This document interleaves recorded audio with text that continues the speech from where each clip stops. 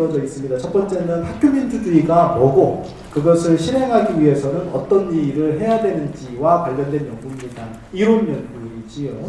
그 이론 연구의 책임자가 저이고요. 세 번째 과제는 교육부가 저희에게 의뢰를 하면서 학교 민주주의와 관련된 현장 선생님들을 중심으로 워킹 그룹이라는 걸 조직해달라고 요청을 하셨어요. 워킹 그룹이라는 거는 실무자 그룹인데 저희는 단순하게 실무자 그룹으로 워킹 그룹을 해석하지 않았고요. 현장의 전문성을 바탕으로 해서 당면한 문제를 해결할 수 있는 사람들의 집단을 워킹 그룹이라고 정의를 했고, 학교 자치나 학교 민주주의를 주제로 해서 다양하게 실천하고 문제점을 확인하고 그 문제점을 해결하기 위해서 정책을 제안하는 집단들을 구성을 했습니다. 전국 단위로 공모를 해서 구성을 했고 한 15팀 정도 전국에서 그렇게 구성이 돼서 원래는 3월부터 12월까지 운영을 하려고 했는데 행정이 마음대로 안 되더라고요. 그래서 7월부터 12월까지 운영을 했습니다. 그 결과를 정리한 게 이제 안순옥 선생님께서 정리한 내용입니다. 그래서 워킹그룹이 도대체 뭐고 어떤 일들을 했고 뭐 이런 질문들은 이따 안순옥 연구관님께 하시면 될 것 같고요. 두 번째 과제는 홍석근 선생님께서 하신 과제인데 이 과제는 우리나라의 정책 형성 과정을 이 워킹그룹이라는 틀을 가지고 좀 바꿔보자라는 제안이에요. 그러니까 쉽게 말하면 우리나라의 교육정책은 위에서 소수의 전문가 몇 명이 아주 우연한 계기로 만드는 일들이 되게 많습니다. 그러니까 우연성, 그다음에 전문성, 그다음에 탑다운 방식 이런 것들이 우리나라 교육정책의 형성 과정인 거지요.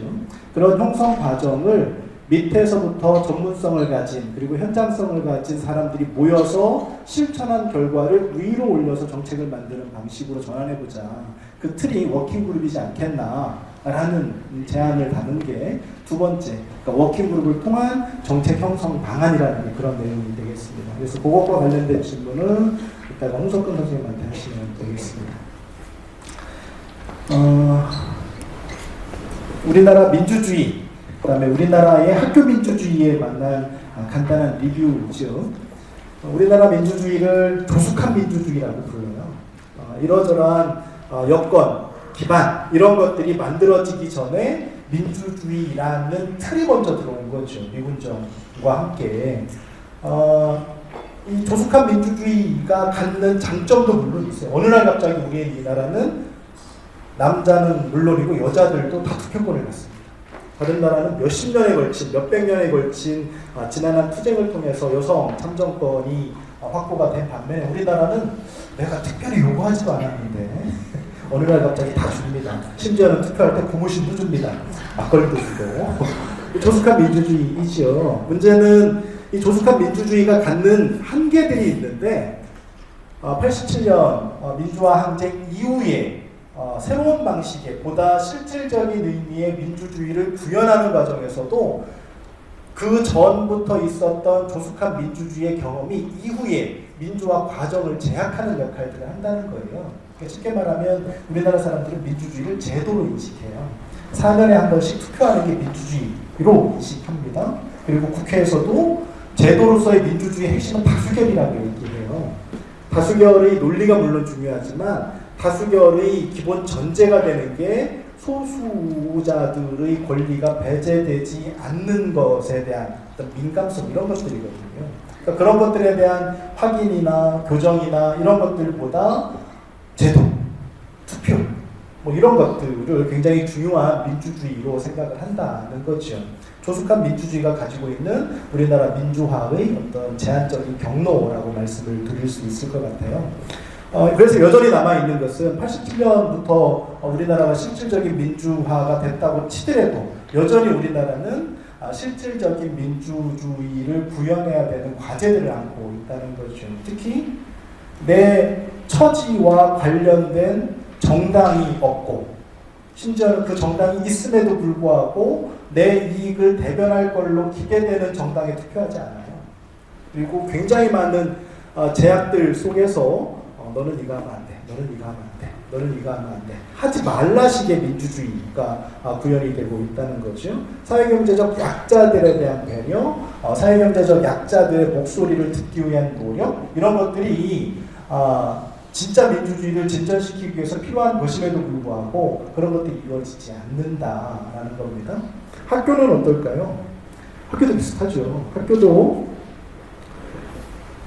우리가 특별히 민주화를, 학교 민주주의를 요구했나? 요구했죠. 학교는 국가 수준의 민주주의 제도보다 훨씬 더 그 오랜 기간 동안의 투쟁을 통해서 민주주의 제도를 가지고 온 것 같아요. 그 전에 학교는 교장 선생님이 알아서 하는 방식이었어요. 법에 그렇게 되어 있었으니까요. 그런 것들이 부당하다라고 요구하는 현장의 목소리들이 오랫동안 있었죠.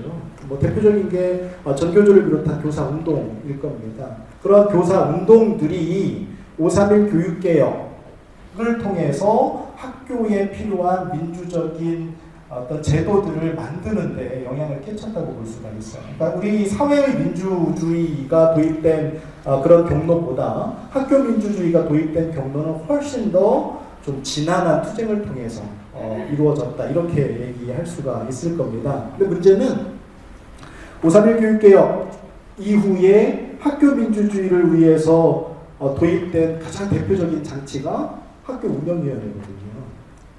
학교를 교장 선생님이 알아서 운영하는 게 아니라 학교 운영위원회라는 각각의 입장을 대표하는 대표자들이 모여있는 그 기구를 통해서 심의 또는 자문 받도록 제도적인 장치들을 만들어 준 것이요. 선생님들 잘 아시겠지만 학교 민주주의를 위해서 핵심적인 장치가 학교 운영위원회인데, 이 학교 운영위원회가 학교 민주주의를 구현하기 위한 충분 조건이다에 대해서는 물음표가 찍힙니다. 제가 작년에 저희 둘째 아이가 재작년이군요, 벌써. 저희 둘째 아이가 중학교에 다니는데 그 중학교에 학교 운영위원으로 입후보를 해가지고 지역사회위원으로 입후보를 해서 무투표 당선되는 영광을 받았죠. 그래서 1년 동안 학운위 활동을 해봤어요. 경격신교육 10년의 역사가 학운위에는 반영되지 못했다는 느낌이 아주 절절하게 들었습니다. 일단은 심의 안건 자체가 굳이 심의할 필요가 없는 것들이에요. 학운위에 올라오는 안건들이 학교를 부정부패 집단으로 가정하고 하는 그런 안건들이에요. 애들한테 돈 걷는데 그 돈이 합당하게 거쳤는지, 이런 것들이란 말이죠. 95년 상황에는 그게 의미가 있었을지 모르겠어요. 의미 있었겠죠. 그때 당시 학교 문화가 그러했었으니까. 근데 95년부터 한 20여 년이 지난 지금도 그런 방식의 내용이 학운위 심의의 핵심적인 내용이어야 하는가에 대한 의문들이 생기더라는 거예요. 또 하나는 그거 이외에 실질적인 학교 운영과 관련된 내용을 심의하자고 했을 때 문제 제기를 하죠. 이런 얘기 좀 해봅시다. 왜 우리 학교의 비전이 이렇게 설정됐는지 다시 한번 논의해봅시다 라고 얘기하면 급 분위기가 싸해집니다. 학운위는 그런 거 하는 게 내가 아니에요 라고 생각들을 하고 계시는 것이죠. 제가 예결산 소위 활동을 했었는데 한 4시간 정도 얘기를 한 것 같아요.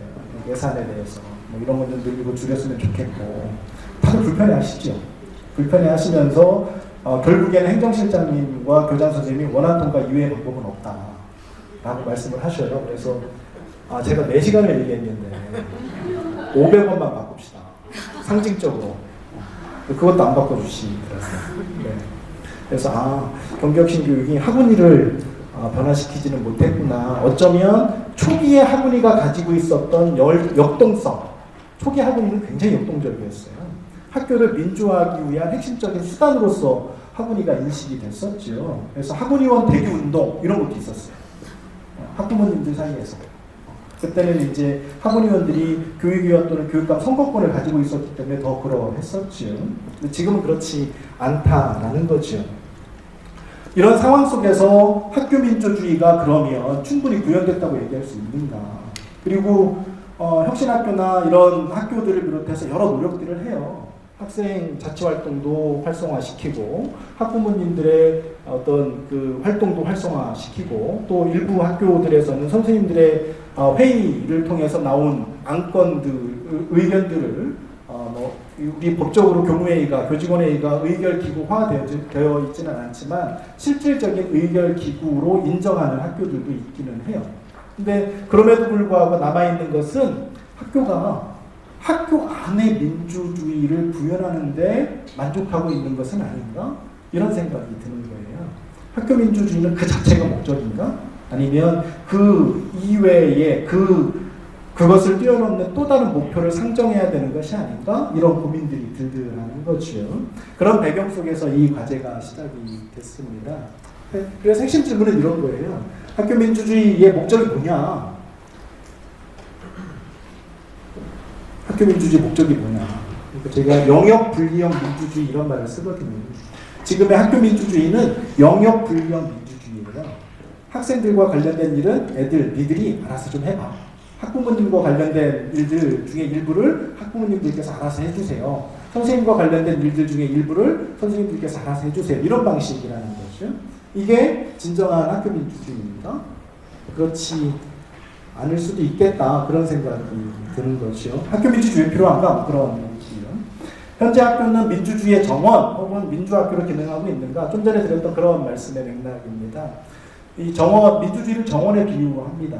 민주주의를 정원에 비유하는 이유는 정원은 이 다른 나라 영화에서 보면 정원이 딸려있는 집에 살면 되게 좋을 것 같잖아요. 정원사가 있으면 되게 좋아요. 근데 정원사가 없이 정원이 있는 집에 살면 미칩니다. 하루라도 관리하지 않으면 정원은 금방 야생으로 변한대요. 민주주의가 그렇다고 얘기하는 거거든요. 민주주의는 내 삶의 방식으로 끊임없이 감시하고 관리하지 않으면 금방 야생으로 변한대요. 그러니까 학교에서 일어나는 여러 민주적인 장치나 제도들이 있는데 그 장치나 제도들을 가만히 보면 권위주의를 민주적으로 실천하고 있는 건 아닌가 그런 의미를 줄 때가 되게 많아요. 실제로는 권위주의인데 민주적인 형식이나 그 절차를 거쳐서 마치 민주주의인 것처럼 착각하게 만드는 일들이 있다는 거지요. 끊임없이 관심을 갖고 관리하지 않으면 금방 야생으로 변하는 게 민주주의고 학교 민주주의도 마찬가지다. 실제 지금 학교가 그렇게 하고 있는가라는 질문입니다. 학교 민주주의를 구현하기 위한 조건은 그럼 뭐냐? 이런 것들을 정리하고자 합니다. 지금의 학교 민주주의가 어떤지를 분석하기 위해서 이게 또 저희가 경기도교육청에서 발주를 받았으면 경기도만 대상으로 설문조사를 했을 텐데 전국 교육부가 원청이기 때문에 원청이라는 말 잘 모르시나요? 교육부가 원청이죠. 교육부가 원청이기 때문에 전국 단위로 조사를 했어요. 전국 17개 시도교육청을 잘 표집해가지고 시비 못 걸게 잘 표집해서 조사를 해본 결과가 이제 곧 나올 연구 보고서에서는 구체적인 데이터까지 다 정리가 되어 있습니다. 오늘은 뭐 그냥 결과들만 좀 말씀을 드리죠. 선생님들, 학부모님들, 학생들은 학교 민주주의 구현을 위한 제도적인 장치가 아주 잘 작동하고 있다고 응답합니다. 학생회 잘 되고 있고, 교무회의도 잘 되고 있고, 그 학부모회도 잘 되고 있고, 학원이 물론 잘 되고 있고 이렇게 얘기하십니다. 학교 급여나 학교 유형에 따라 약간의 차이는 좀 있어요. 예를 들면 초, 중, 고 순으로 잘 되고 있다는 응답이 높지요. 초등학교는 제일 높고 고등학교는 우리 그런 거 할 시간도 없어. 뭐 이런 생각들이 많은 거고요. 혁신학교하고 일반 학교를 비교해도 혁신학교가 좀 더 의미 있게 이런 제도들이 운영되고 있다라는 응답이 많습니다. 동시에 제도적인 장치가 갖는 한계에 대한 인식들도 하고 계셔요. 각각의 기구가 학교 운영에 행사하는 영향력이나 실질적인 참여를 위한 조건들이 결여되어 있다라는 인식을 설문을 통해서 확인할 수 있는 거죠. 선생님들은 교직원회의, 학부모회의, 학생회의 세 개가 있다고 치면 선생님들은 교직원회의가 제일 힘이 없다고 생각해요. 선생님들은 학생회나 학부모회보다도 교직원회가 학교 의사결정 과정에서 영향력을 행사하지 못한다고 생각합니다. 학부모님들은 어떤가요? 자기가 제일 영향력이 낮다고 생각해요. 학생들도 마찬가지입니다. 그러니까 남의 떡이 커 보이는 거죠.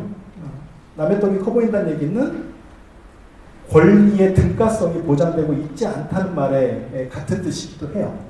권리, 각각의 주체가 같은 권리를 가지고 있다고 인식이 되면 내가 손해본다는 생각을 하지는 않지요.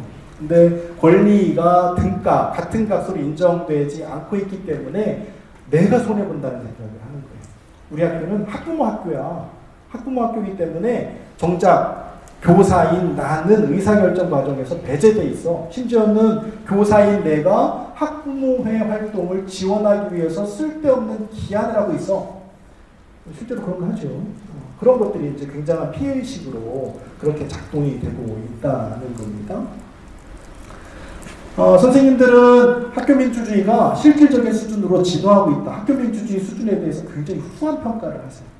반면에 학생이나 학부모는 물론 절대값으로 보면 높지만 선생님들에 비해서는 학교민주주의, 실질적인 학교민주주의 수준에 대해서는 좀 낮게 평가를 하시더라라는 얘기고요. 선생님들은 교직원회의가 의결기구화가 안 된 게 가장 중요한 문제니까 교직원회의를 의결기구화하는 게 제일 중요해. 이렇게 얘기하십니다. 반대로 학생이나 학부모님들은 당신들의 입장에서 법정기구화를 얘기하시는 거죠. 마찬가지이고요. 선생님들은 학교민주주의는 우리 사회의 민주주의 수준을 높이기 위한 거야. 학교민주주의는 그 자체가 목표가 아니고 우리 사회의 민주주의 수준을 높이기 위한 것이야 라고 이야기하십니다. 근데 학생과 학부모의 눈에는 그렇게 안 보이는 거예요. 학생과 학부모의 눈에는 학교민주주의가 적절하게 동원해서 합리적인 또는 합법적인 틀을 갖추기 위한 것으로 그렇게 인식이 되더라는 거죠. 18세 선거권도 물어봤고요. 16세 교육감 선거권에 대해서 어떻게 생각하는지도 물어봤어요. 18세 선거권 얼마 전에 법이 통과가 됐으니까 뭐 더 논의할 필요가 없기는 하지만 가장 보수적으로 응답한 집단이 누굴까요? 선생님들이십니다. 반대가 많아요. 18세 선거권에 대한 반대는 한 60% 이상 되고요.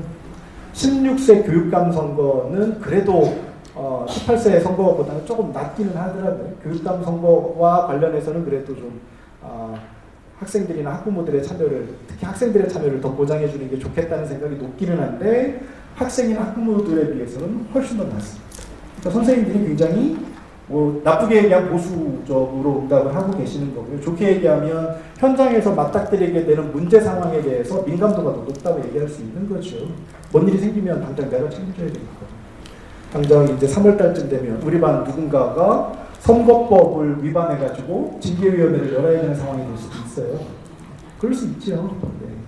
뭐 그런 상황들이 우려돼서 아마 그렇게 응답하셨을 것 같기도 한데 그럼에도 불구하고 정치적으로 굉장히 좀 보수적인 응답들을 하시더라라는 것을 확인할 수가 있었고요. 면담을 통해서도 비슷한데 면담에서 발견한 내용을 한마디로 요약하면 동상이동이에요. 각자의 입장에서 민주주의를 정의하고 각자의 입장에서 지금의 민주주의에 어떤 부분이 결여되어 있다고 응답들을 하세요. 선생님들 면담하면서 아주 인상적으로 들었던 것 중에 하나는 선생님들은 민주주의를 되게 귀찮아하세요. 선생님들이 생각하는 좋은 학교는 어떤 학교냐면 성분이 있는 학교예요. 좋은 교장 선생님이 알아서 착착착착 해주고 내가 얘기하는 거 다 들어주고 그 학교가 좋은 학교예요. 내가 뭘 결정하기 위해서 모여야 되고 그 과정에서 갈등해야 되고 시간 걸리고 되게 싫어했어요. 그러니까 선생님들에게 학교는 직장이에요. 좋은 사장이 있으면 좋은 직장, 그렇지 않으면 별로 안 좋은 직장, 이렇게 인식들을 하시더라는 거죠. 그래서 아까 앞에서 얘기했던 교사들의 보수성 이런 것들이 어쩌면 이렇게 맥을 가지고 이해가 되겠다 그런 생각도 좀 들었어요. 선생님들은 학생에 대해서는 니들은 어려 이런 생각들이 굉장히 강하고요. 학부모님들에 대해서는 웬만하면 우리 적절한 거리를 유지합시다. 학부모님이 학교의 주인이라고 내가 글로는 인정을 하겠는데 실제로는 인정하기가 어려워요. 내가 100번 양보해도 학부모님은 민원인이에요. 주인이 아니라 이렇게 생각들을 하시고요. 학부모님들은 초등학교 학부모님들이 세상이 민주화되고 혁신학교, 혁신교육이 10년 됐다 그러는데 우리는 여전히 종이에요 라고 이야기합니다. 종이라는 단어를 쓰시더라고요. 3월달, 4월달 되면 담임선생님 눈치 보면서 동원 당해야 되고 그 동원되는 분위기가 민망하고 그러니까 학부모님들 몇 명이서 모여가지고 미리 역할들을 다 짜요. 당신이 작년에 학부모회장 했으니까 올해 학부위원 하고 미리 이제 무슨 그 야합을 하는 거죠. 정치적으로 그런 일들을 하셔요. 동원의 대상이기 때문에 그런 거죠. 그렇더라.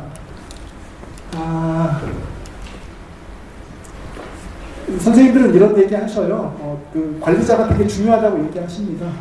민주적 학교문화 형성의 중심축이 관리자다라는 얘기를 하시는데 그 말의 이면에는 아까 말씀드렸던 성분에 의한 학교를 좋은 학교로 인식하는 그런 생각들이 좀 자리 잡고 있더라라는 겁니다. 학교 민주주의의 개념을 이렇게 사진들을 찍으시는지 모르겠는데 이따가 다 저기 이게 파일 검사해가지고 삭제해서 제가 아까 말씀드렸잖아요. 아직 외부 공표가 허용되지 않은 네. 학교 자체하고 학교 민주주의하고 개념이 좀 헷갈리는 것 같아요. 어떤 책 같은 걸 봐도 학교 자체하고 학교 민주주의를 같은 개념으로 쓰기도 하고 오용되는 거 같은 생각이 들어서 학교 민주주의의 개념을 정의하기 전에 이 둘 사이의 관계를 먼저 좀 보자 이렇게 한 거죠. 학교 민주주의 없는 학교 자치는 가능합니다. 학교 민주주의가 없어도 학교 자치는 가능해요. 학교 자치라는 것은 외부의 개입이나 간섭 없이 학교의 일을 학교가 알아서 결정하는 거예요. 알아서 결정하는 방식, 학교장이 알아서 결정할 수도 있고요. 법에는 그렇게 되어 있죠. 학부모님들이 알아서 결정할 수도 있고요. 학생들이 알아서 결정할 수도 있고 각각의 주체들이 모여서 합의를 통해서 결정할 수도 있어요. 그러니까 학교 자치가 학교 민주주의와 등가의 개념이 아니다라는 것이요. 학교 자치 없는 학교 민주주의는 가능한가? 불가능한 거죠. 통용무술입니다. 학교 자치는 학교 민주주의가 구현되기 위한 전제 조건이에요. 학교 자치가 없는 상태에서 이루어지는 학교 민주주의는 아까 말씀드린 것처럼 민주주의라는 외피를 쓴 권위주의인 거죠. 권위주의를 민주적으로 실천하는 이런 일들이라는 겁니다. 그래서 학교 자체는 학교 민주주의가 실행되기 위한 조건이고 학교 민주주의는 학교 자체의 방법과 목표를 결정하는 거다. 이렇게 관계를 정리할 수가 있을 것 같습니다. 학교는 왜 민주적이어야 되냐? 민주주의 사회의 학교니까 학교도 당연히 민주적이어야지 이렇게 얘기할 수 있어요. 또 하나는 우리 사회를 보다 좋은 민주사회로 만들기 위해서 학교가 민주적이어야 된다라는 겁니다. 그래서 학교가 사회의 종속변수로서만 존재하는 것이 아니라 학교가 사회의 독립변수로서도 존재할 수 있다. 그것이 오히려 학교 민주주의 궁극의 목표이지 않겠나라는 얘기입니다. 학교가 이런 역할을 하기 위해서 취약한 부분도 있고요. 가능성의 영역도 있고 그렇습니다. 학교가 취약한 거 아시는 것처럼 저런 것들이에요. 저런 것들이 우리의 학교를 둘러싸고 있기 때문에 학교 안에서 민주적 효능감을 맛보기가 되게 어려워요.